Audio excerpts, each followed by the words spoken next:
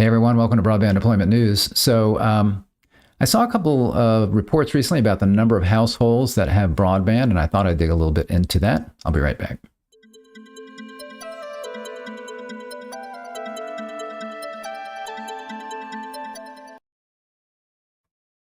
Thanks for joining me. Rick Husey here with Broadband Deployment News. As I mentioned, I kept seeing these articles popping up that were saying 90% of households get internet service at home. And I was clicking on several stories. I realized they were all coming from the same source. You know, here's another example in light reading. U.S. broadband penetration reaches 90%, the study says. And I looked it over, and they all have basically, they're just repeating the same information that they got from this report. It's a Lightman Research Group report. So I went straight to the source there, to Lightman. And it's basically, again, it's the same information. It's just a summary of a survey that they've done because they're in the business of selling this research or this, basically the results of the survey. So I thought I'd take a quick look at this, and then I wanted to see what I could find from other sources. So you see here, new consumer research from Lightman Research Group found that 90% of U.S. households get an internet service at home compared to 84% in 2017 and 74% in 2007. So certainly that's a trend we would expect to see. Broadband accounts for 99% of households with an internet service at home. In other words, everybody that's got internet service at home, broadband is 99% of that. And 89% of all households get a broadband internet service, an increase from 82% in 2017 and 53% in 2007. So what they're saying is, out of all of the households in the United States, 89% have a broadband service and 90% have internet at home. Now, of course, the question is, how are they defining broadband service? My guess would be that they're defining it the way the FCC has for the last several years, and that would be 25 by 2, anything that's 25 by 2 or better. So, and that's now considered low speed broadband because that's considered anything under that is unserved. Anything above that, that's not up to 100 by 20 would be considered underserved. But I don't think they'd be looking at anything less than 25 by 2 as being broadband in this survey because this just came out. And I don't think they'd be looking at some other number like 100 by 100. I think they're probably looking at the 25 by 2 number. And as I've said in the past, how many households or people have broadband access is a moving target because as the FCC redefines broadband, then suddenly once you up that number, then suddenly you've got a big percentage of people suddenly that don't have broadband anymore. That's going to be less the case as we move into the next few years because so many service providers are putting in fiber, and so many of them are, once you put in fiber, you can offer speeds up, gigabit pretty easily, gigabit symmetrical. They might not be selling it that way, or maybe they have different plans where they're offering gigabit and a percentage take that, but a lot of people are taking a lower plan. But still, as far as who have access to broadband, it's going to be, that moving target's going to be less so. In other words, if the FCC comes out in a few years and makes broadband, they're already talking about this, I think 100 symmetrical is kind of being the quasi goal standard, not goal that they're working towards, then it's going to have less of an impact because more fiber you have in the ground, then more likely it is that somebody can get that and well over that. But again, it's a moving target. But I'm assuming that what they're looking at here is 25 by 2 is kind of being the definition of broadband here. And you can see it's also talking about computer access. So the study also found that 90% of households use a laptop or desktop computer, an increase from 85% in 2017. Of those that use a laptop or desktop computer at home, 96% have an internet service at home. So, if you're more likely to have internet service at home if you have a computer, like laptop, something like that. Interesting that the number's gone up because I know a lot of people are kind of more relying on their mobile devices. I could not do that. I don't even like just having a laptop because I cannot stand typing on a laptop. I could have a laptop and a keyboard, I suppose, but I just really like having my desktop computer for doing most everything and the laptop for convenience. But I think it's interesting that it's gone up since 2017, and some of that may be the impact of the pandemic, where maybe people who suddenly were working at home or doing school from home realized, hey, you know what, we can't get by on our mobile device. We need some kind of a laptop at least to do that. Those that do not use a laptop or desktop computer at home account for 58% of all that do not get an internet service at home. So again, there's a correlation there, it seems, between having a device like a laptop or a PC and internet use at home, or internet service at home. These findings are based on a survey of 1,910 households from throughout the United States and are part of a new LRG study, Broadband Internet in the U.S. 2022. This is LRG's 20th annual study on this topic. So these guys do this every year. And again, they only give summary statistics because they're in the business of selling this information. So 1,910, and I'm assuming that they have good standards as far as getting the right kinds of samples to make sure that this would make a good picture of what the United States looks like, which means they have to have a certain number of, I'm sure, they're probably not just surveying people in urban areas, because you got a lot of rural areas that you got to make sure that you got a balance of rural and urban that would match kind of the United States. I'm assuming they're doing all that stuff.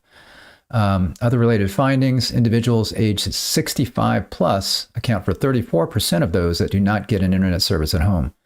I think it's probably, obviously as people get older, there's that, but there's also people that maybe just never had internet that are just really old now. It could be 80 in their 80s that just aren't using it. I mean, even my parents, though, even my mother was using internet when she was, 70s, 80s, and she's not with us anymore. My in-laws, they're around that age, and they have an internet connection and device at home. So, but you can see where older folks are going to be less likely to have that. 56% of broadband subscribers are very satisfied, 8 to 10 on a 1 to 10 scale, with their internet service at home, while 6% are not satisfied. And that was like a 1 to 3 score. So there's obviously that's pretty good that 56% are very satisfied. There's obviously some percentage that are satisfied that are in the middle there. 44% of broadband subscribers do not know the download speed of their service, compared to 60% in 2017. So that's still, people are still more interested in, is the service good? And am I happy with it, versus what kind of speeds am I getting? Now that's gone down. It's now, instead of 60%, it's 44%. But a lot of people don't know. They might think they know. They might be, well, I'm not totally sure. And speeds change. A lot of people signed up with something. It might have been 100 megabits per second, and then their service provider came out and said, "Hey, we've upgraded your service to 500 megabits per second, no additional charge." A lot of ISPs are doing that, whether they're fiber or cable. As they increase their plant, and as they as the competition increases, they're doing that. 61% reporting internet speeds of greater than 100 megabits per second are very satisfied with their service, compared to 41% with speeds less than 50 megabits per second, and 57% that do not know their speed. So obviously the faster speeds, you can have more satisfaction, but even, it's not too bad under 50 megabits per second, because honestly, 50 megabits per second, you can still do a lot.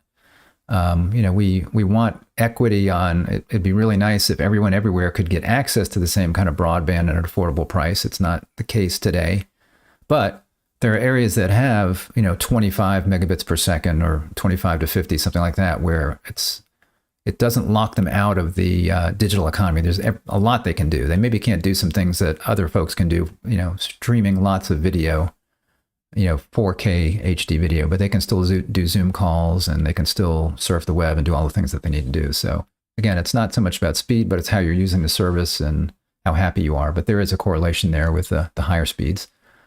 40% of broadband households get a bundle of services from a single provider, compared to 64% in 2017 and 78% in 2012. And we have seen kind of the bundles diminish a little bit. I think a lot of that has to do with video, people canceling their pay TV service and going with video streaming.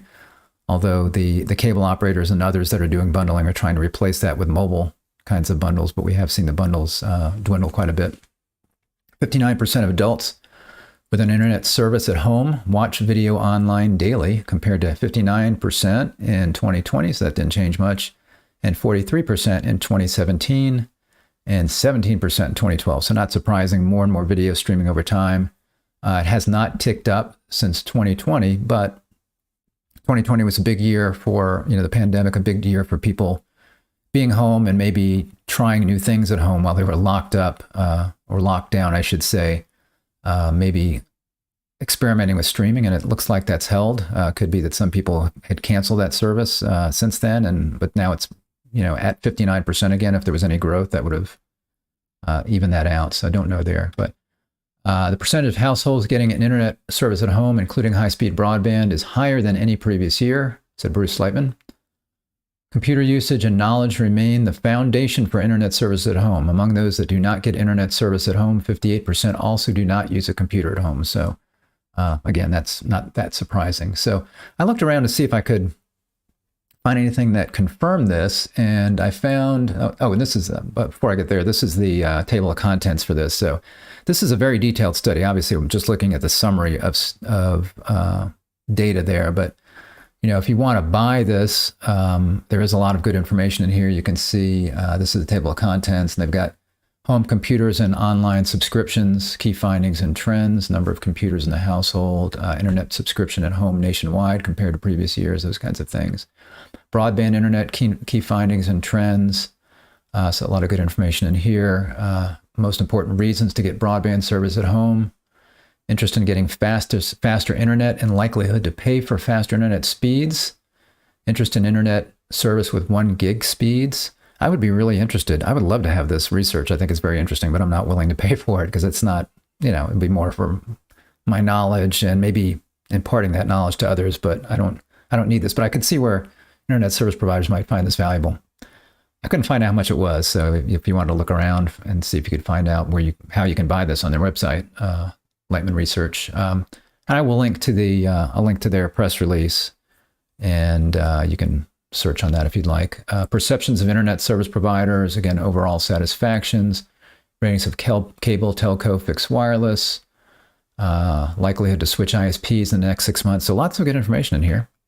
Online usage, pay TV, mobile and related services, etc. So this is a fairly detailed report. Looks like almost 100 pages. So again, and then in the very beginning, you've got their objectives, overview, and methodology. So again, I'm assuming that they've got good methodology as far as getting a good sample size and making sure that that sample is representative of the United States. So I wanted to see what else I could find that might confirm that. And I found this. This was on Statista, and percentage of households with internet use in the United States from 1997 to 2020. And you can see the numbers heading up here. This is 1997 right here. Then we go up to 2020, and you can see the figure in 2020 is 85.5%. So that's very close. And I looked for the source of this, and I was able to find the source was once I signed up, I was able to find the source is the American Community Survey. This is the U.S. Census. So I looked at that data, and it was way too small to see for you. But I also found in here, this is actually 2021. I found a 2021 version of the same report, and I went ahead and downloaded that in a spreadsheet to look at that. So this is the 2021 information. And with that, you can see it's up to 90.3%. So it's exactly what the Lightman Group research is showing.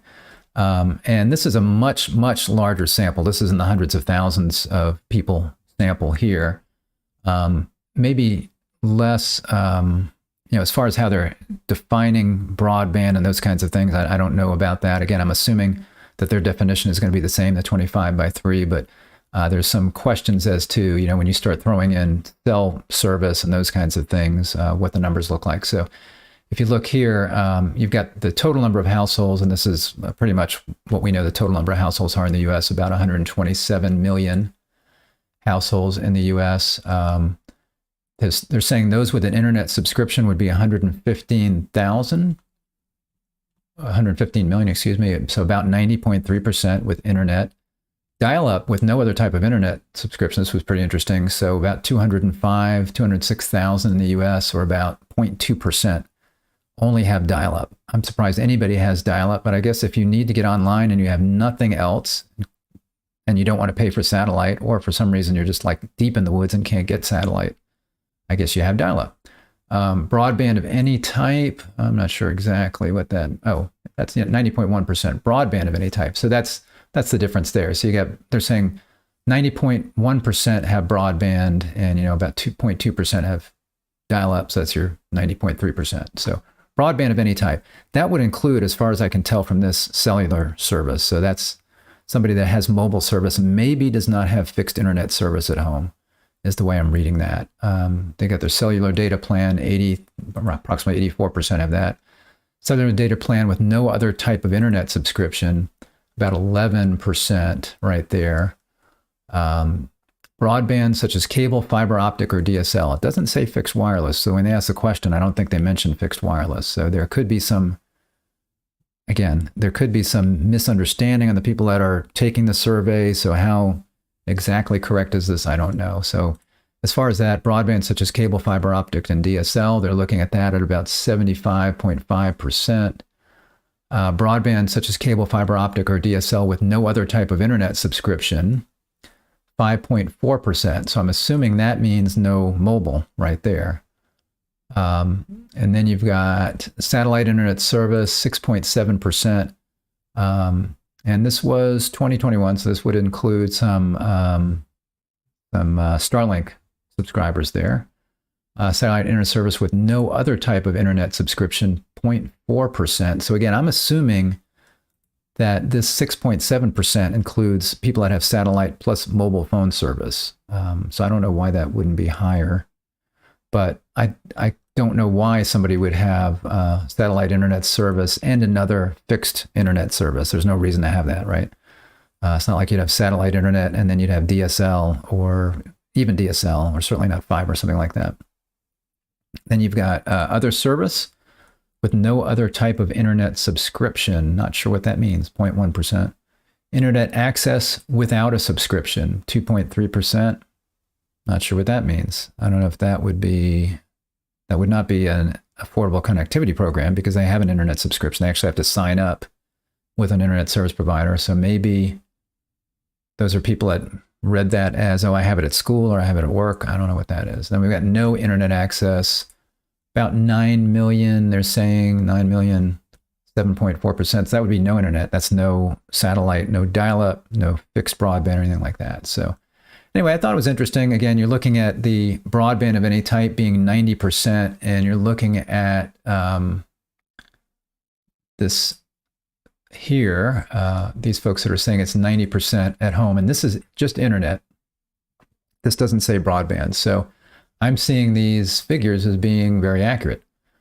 So what does that mean? And this is saying broadband of any type, and that's including satellite broadband. That's including, it looks like, mobile cellular broadband. So I think overall, I think it's correct as far as 90% of households have internet of some kind, and the majority have broadband. According to that Lightman group, 89% of those actually have broadband. Households have broadband. So we're trying to, obviously what we're trying to do is increase that number. We want to get to the point where every household in the United States has access to broadband, and not just broadband, not just like 20 something, barely over 25 by 3. We want people to have, again, we want some equality between the kinds of broadband services that people can get throughout the country, even if it's just to have a more fulfilling internet experience. I mean, you can, like I said, there's a lot you can do on a 25 by 2, keep saying 2, 25 by 3 connection. There's a lot that you can do with that, but once you get off of that on a faster broadband, you're like, wow, this is great, because things just happen faster. You can download files faster. You can have better quality streaming, those kinds of things. So that is the goal, and we are making a lot of headway there. So this is, again, numbers from 2021, but I think we'll find that 2022 we're gonna have a lot more, just because of all the money that's been allocated just in the last year or two, through funds like RDOF that have come available, then through new funds like ARPA and the USDA Reconnect that's been out there for a while. All of these funds have been out, and they've been being put to use, and a lot of fiber has been put in the ground. So we're going to see that not only are more people going to have access to broadband, but more people are going to have access to very fast broadband. So we're making great progress, and we have a lot of money to come with the Infrastructure Investment and Jobs Act, and specifically the BEAD program from that. I did a broadcast yesterday about kind of the timeline on that, and we're looking at maybe the vast majority of those funds probably coming in early 2024, I think. But between now and then, there's still going to be a lot happening with lots of money that's been allocated already that has not started to be put to work, that's going to be put to work in the next year, as well as some additional funds that'll be coming next year from some of these other programs. So lots happening, and we're going to see great improvement. The question everybody has is, will all of the money that's available now and the money that's to come in the future through the BEAD program, will that be enough to get 100% universal broadband available to every address in the United States? That's the number one question. I personally believe yes, I do, because I do think that, because just in some kind of analysis that I've seen from a couple of organizations, most will be able to do that. Most will be able to get fiber, I think. And this is primarily because of the fact that there's so much available right now and so much work is being done right now that the number of people that don't have broadband is decreasing significantly.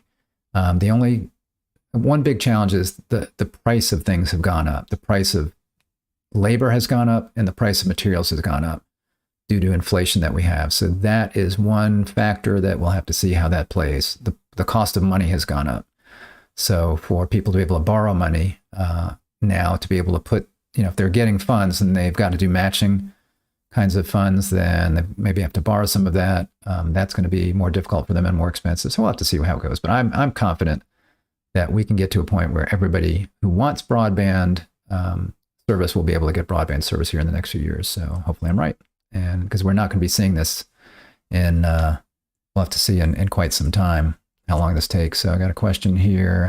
Hey, Conway Fan 98. Wonder what percentage don't have access to 4.1. There's bound to be others in my situation. That's true. Don't have access to 4.1. So I think what you're saying is that's kind of what you have access to now. And that was actually the broadband definition 4 or 5 years ago, I think, before they made it 25 by 2. That might have been, or maybe there was a 10 megabit per second step in there. Can't remember, but that's, again, that moving target of what is broadband. And you can have broadband one day, and then as technology advances, then suddenly you don't have broadband because the definition has gone up. So I don't know. I think that number's shrinking, and I think you're going to be in that situation of, you're in this situation now, but I think you're going to be somebody that's going to be getting broadband. So the question for you is, will some funds like RDOF, if I recall, you may be getting access to that. And if I remember, you were seeing some activity in your area where they were looking at maybe doing some walkouts on some poles and those kinds of things to see maybe if that could handle maybe some fiber lines that were coming in. So hopefully you'll be able to benefit from some money that's coming here soon through a program like RDOF or maybe ARPA, that your state is going to make those funds available to somebody that can then get broadband in your area. I hope that's the case for you, because I know that you've been struggling with that. So thanks for joining me, everyone. And if this has been interesting or helpful, if you'd give me a like on the video, I'd appreciate it. Subscribe if you're not subscribed, and click the little bell to be notified when I'm live. And you'll then get a pop-up notification or something in your browser or on your mobile device that I'm broadcasting. I do that every day, if I can, on Broadband Deployment News. So I will be here tomorrow for that.